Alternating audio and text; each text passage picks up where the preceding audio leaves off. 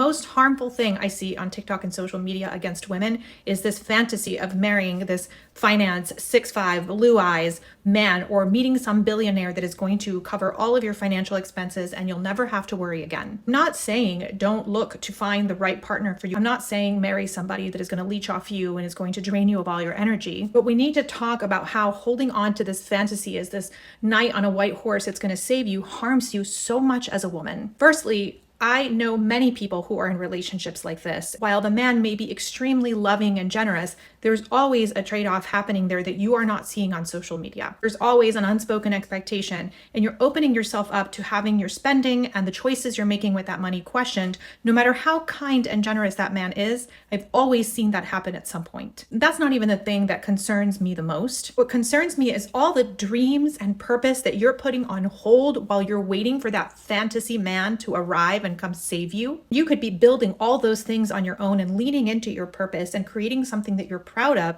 while you're waiting for that to happen. Instead, you use it as an excuse to not push yourself forward into the great and divine purpose you are here to fulfill. It also energetically always puts you at the mercy of somebody else's hands, and that is not an empowered state to be in. Not to mention that a lot of these types of wealthy men are attracted to empowered women, not women that are like little children that they have to take care of. And let's look at famous examples of women who have married very wealthy men.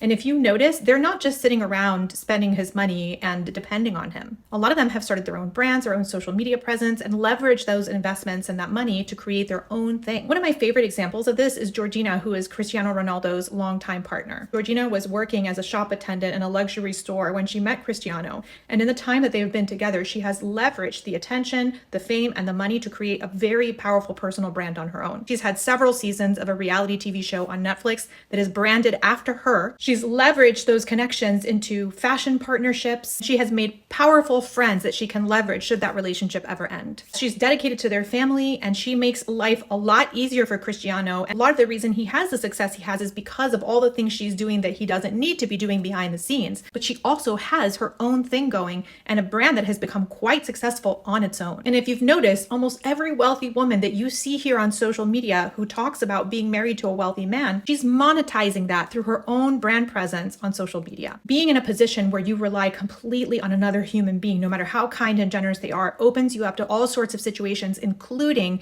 being abused. A lot of abuse victims feel like they cannot leave because they are completely dependent financially on that person. My grandmother was married to one of the most loving men I have ever known, my grandfather, who gave me such a wonderful example of what it is to be a loving man. His doctor's salary basically provided the living for all of them, most of their marriage. But even my grandmother, who was never required to work a day in her life, always told me, Lisa, always make your own money. It gives you a sense of pride, and it reminds you that you don't have to stay in a situation where you're not being treated well. And that signals to your partner that they better treat you well or you're going to walk. And that affirms your value to that person. My grandmother still did little real estate deals on the side to help pay for college for all of their children. She even fought and won $1 million settlement in her 80s. My other grandmother, who was also mostly supported by her husband, started her own little real estate thing on the side. And by the time she passed, she was worth more than my grandfather. She did that with all her own assets, a little bit of money that her mother left to her, and just saving her pennies as a secretary and investing them wisely. Let's stop farming our power as women out to these fantasies